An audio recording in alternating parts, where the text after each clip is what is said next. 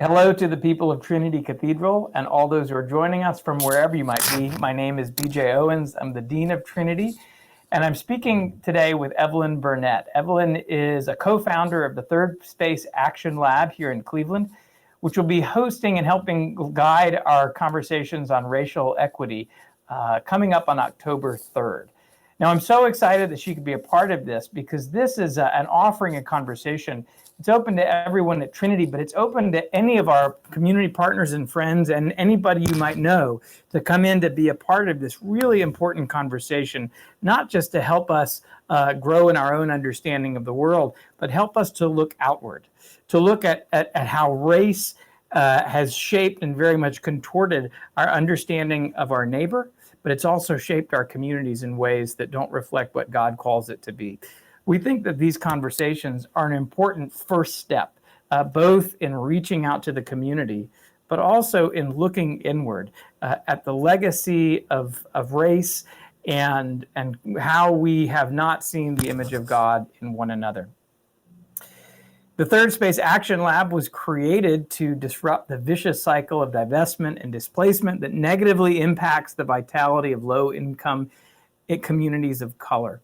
They're committed to collective efforts that transcend the limitations of the popular imagination and consider what it would be possible if this is their phrase, and I think it's wonderful, if we insist on the beauty of forgotten spaces.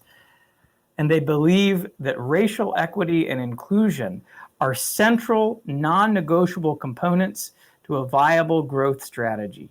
To me, that's really important, not just something that we ought to be doing, but rather to looking at how are we growing, but more importantly, how is our community growing on a map that unfortunately we've forgotten how to envision over these last many generations. And we're breaking new ground, and ThirdSpace Action Lab is really breaking new ground on this. We're really excited to partner with them and to join them in this conversation about racial inclusion. Evelyn, thank you so much for being with me today, and we look forward to having you with us to lead the conversation on October 3rd. This training, this racial equity training, follows the model of groundwater. That's an important image and metaphor. I wonder if could you explain just a little bit about what that means? Yeah, and thank you for having me. We're super excited and honored about the opportunity to be on this important journey with you all. So the groundwater workshop is a really interactive kind of presentation on the nature and impact of structural racism and what it looks like across systems and across institutions.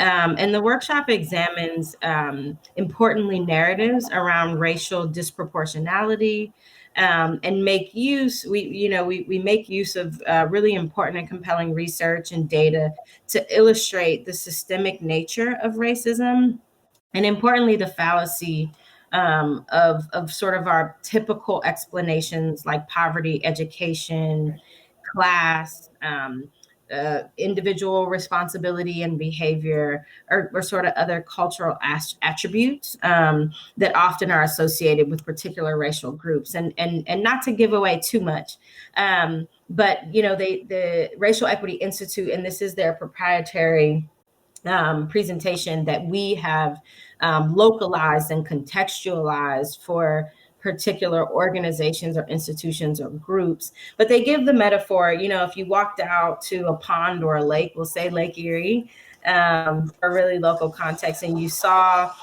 fish belly up dead, you would, start to ask some questions. If you continue to go out morning after morning and you saw fish belly up dead, you just start to ask some deeper questions.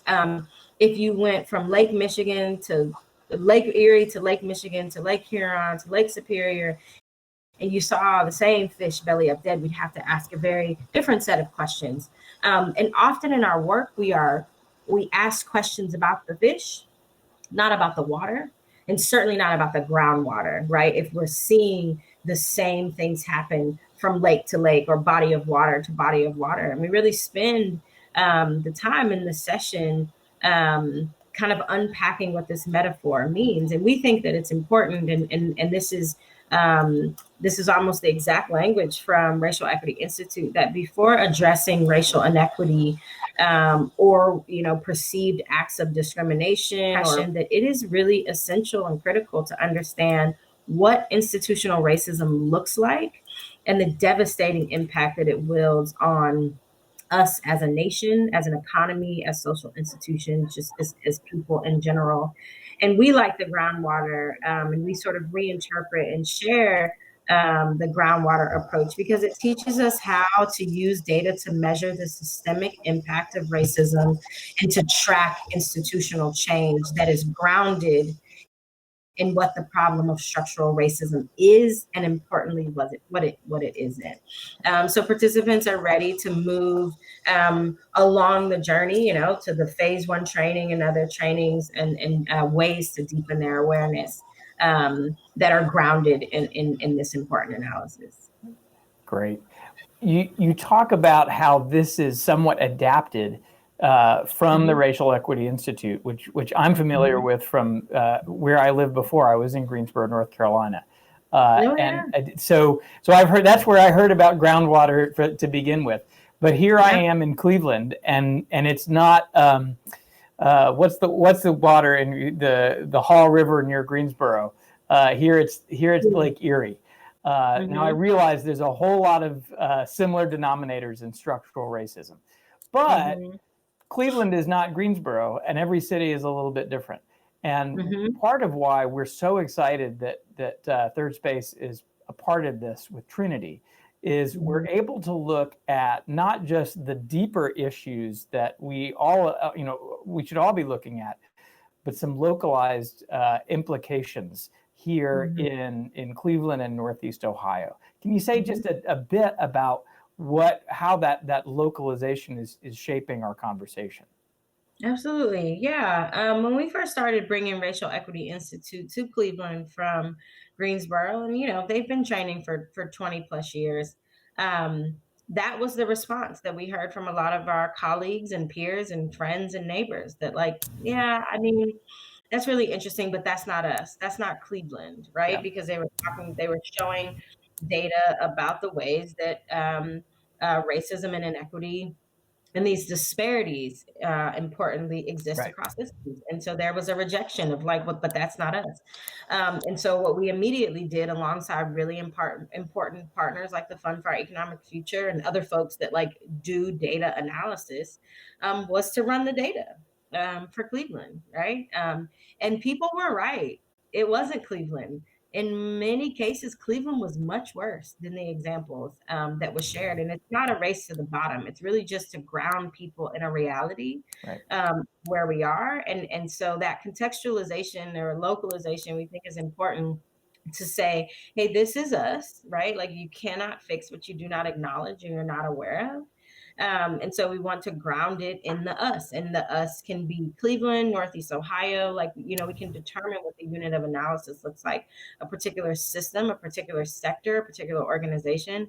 And so that's what we'll do. We'll ground our time together in Northeast Ohio, and particularly Cleveland, and also spend some time wrestling with, the moral imperative, which I think we often want to believe is sufficient, but we know that's not enough. So I hope that answered your question. It did, very, very much so, very much so. And I'm thinking back to have lived in Greensboro after so many years of the impact of REI and how many people who had done that kind of training. It really does make a difference, and it really does shape the conversation over time. Well, the trainings that I've done, and I've not yet done the REI, so I'm looking forward to doing our equity training here on the 3rd. The ones that have been the most meaningful to me have been ones which, first of all, deeply challenged me in a way that didn't sit easy and continues to not sit easy, but also left me hopeful. And it wasn't a false hope. It wasn't, but we're all going to be friends and it's going to be great. It was more, you know what, now I can actually see a little bit more of what my sisters and brothers are going through, and I can even see how much this is wounding everybody, including me. At least we can see it and do something about it now. Can you say just a little bit about how these conversations can leave us hopeful? Yeah, we try to keep it very honest in our sessions, and we remind people throughout, and we certainly ground the sessions in the fact that we operate as institutional and community organizers out of a place of love, and that is important. And essentially, any room that we're in that we can't talk about love is not the right room for ThirdSpace Action Lab. So I think that's important to say from the outset. But I think that, we also try to ground folks in a shared why as much as possible, because Yeah. we have a lot of people coming to the sessions wanting to do for others in a way that I think is intrinsic and like important. But we feel really strongly that if, for example, white people are trying to achieve racial equity and racial inclusion for Black people, they are missing the point completely. Because we as a country really have to cope with a couple of important realities. One, we don't know what racial equity or inclusion looks like in America because we've not seen it. Right. Right. And so, like, that is an important place to start. Um, and that this is for our humanity as people, not just for Black folks or just for brown folks, but that we have all suffered at the hands of this system that we know to be racism, and that it's deeply impacting us all. Right. Yes. And so there Yeah. is shared value in doing this work together. And so I think like that's some of the conversation that we try to kind of get folks around is like, if you're doing four, you're probably missing the mark. If you're not willing to kind of courageously acknowledge that like this is quite new for our country, for our city, and that there have been folks that have risked a lot over the centuries to like get us to even where we are, but knowing that we have a long way to go is important. And so we spend some time and some exercises and some dialogue that kind of just like help us get grounded in those realities, but also, and I'll say this again, but I'll say it quickly today. I think of the audacity of a slave whose great grandparents and their great grandparents and their great grandparents were slaves to say, I don't know what's on the other side, but I'm going. And to know that it was more than just that person's audacity, that there were people on the other side to help, right? Across race, across class, et cetera, is the thing that keeps me hopeful every single day. Because once we learn about that institution, the system of slavery, we have to acknowledge that there was not a lot of incentive for many folks involved to get rid of that system. It was sanctioned by the federal government, right? So it wasn't illegal. It was, so I am given hope by that, right? That like we have done this, we continue to have iterations of this, and this is just one today. Yeah. So it's a brave space, and it calls for courage and vulnerability and no small measure of audacity. that's so right. I'm glad you bring that word in. So we will do this together. So for anybody watching, this is something that Trinity is offering, but it is for everybody. It's not just for folks who are with us on Sunday. We want all our community partners, anybody who wants to be a part of this conversation. We hope you'll join us, because that will enrich it and make it meaningful and help us to move on. So Evelyn, thank you for your work. We are so excited at Trinity to be partnering with ThirdSpace Action Lab, and we look forward to October 3rd and to lots more work together beyond that. Thank you. Thank you so much. Awesome. All right.